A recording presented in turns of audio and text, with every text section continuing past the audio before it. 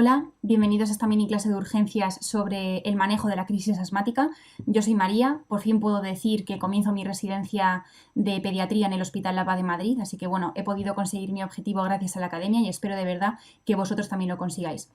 Vamos a empezar con las formas clínicas de la crisis asmática. Lo que llamamos crisis asmática realmente es un paciente que tiene asma, tiene disnea, sibilancias, tos y esto dura minutos, horas. Si ya empieza a durar varios días, lo vamos a llamar ataque asmático y cuando persiste días, semanas, lo vamos a llamar estatus asmático o agudización grave de asma.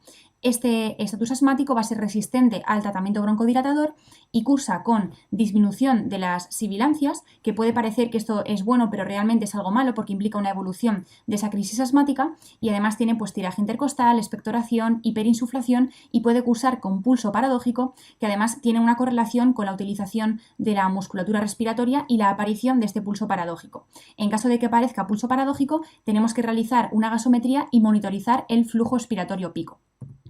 ¿Cuál es la evolución de una crisis asmática? Pues bien, una agudización del asma cursa con 4 fases gasométricas. La primera fase simplemente tenemos una presión arterial de oxígeno normal, pero el paciente está hiperventilando, con lo cual vamos a tener una disminución del CO2 y, como consecuencia de esto, una alcalosis respiratoria. Si esto persiste, además de esa alcalosis respiratoria con el CO2 bajo, vamos a tener hipoxemia.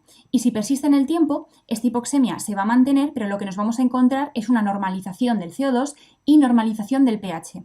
Cuidado porque esto pasa un poco como con las sibilancias. Puede parecer bueno que el paciente deje de tener sibilancias o que el paciente normalice su CO2 o su pH, pero esto es negativo porque implica que su crisis asmática está evolucionando para llegar a una última fase en la que ya nos vamos a encontrar una hipoxemia muy marcada, un CO2 que ya no va a estar bajo sino que va a estar alto porque el paciente lo que está haciendo es hipoventilar y un pH que está ácido. Nos vamos a encontrar ante una acidosis mixta. Por una parte, una acidosis respiratoria por esa hipoventilación y ese aumento del CO2 y por otra parte una acidosis metabólica debido a un aumento del lactato.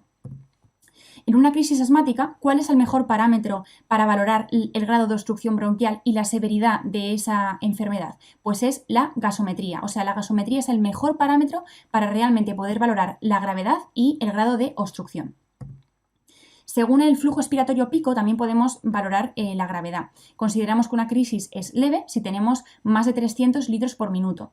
Entre 150 y 300 se considera moderada y por debajo de 150 se va a considerar severa o grave.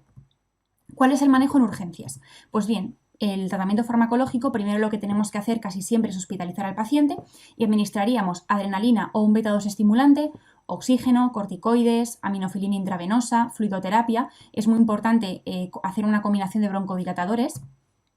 Y en algunas situaciones nos tenemos que plantear la ventilación mecánica. ¿Cuándo nos tenemos que plantear la ventilación mecánica en una crisis asmática? Pues bien, ante una parada cardiorrespiratoria, ante una situación de obnubilación o coma que no responda al tratamiento inicial, ante un deterioro clínico progresivo y ante un aumento progresivo de la presión arterial de CO2. Si nos acordamos, en un primer momento el CO2 es bajo por la hiperventilación. Posteriormente se normaliza y posteriormente el CO2 aumenta por culpa de la hipoventilación. Pues cuando ya tengamos un CO2 elevado, eso es indicación de ventilación mecánica.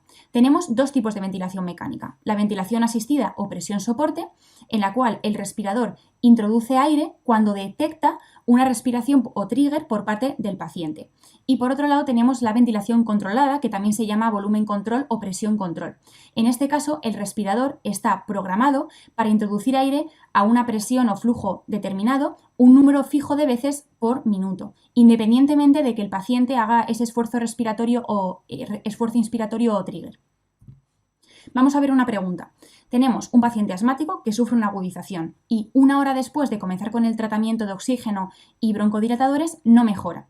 Entonces comienza con tiraje, el flujo pico baja de 310 a 210, o sea, está aumentando la gravedad y nos encontramos ante una hipoxemia importante y el CO2 en este caso es normal. Entonces, ¿qué sería lo menos indicado?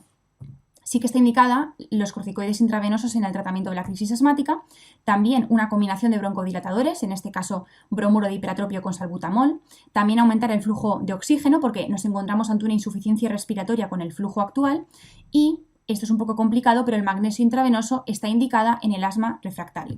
Lo que no tenemos que hacer en este momento es iniciar una ventilación mecánica no invasiva, porque las indicaciones eran parada cardiorrespiratoria una situación de obnubilación o coma, deterioro clínico progresivo, aunque este tercer concepto es un poquito más subjetivo, pero no nos encontramos ante esta situación tampoco, o aumento progresivo del CO2. De momento el CO2 es normal, con lo cual no está indicado en este caso iniciar ventilación mecánica.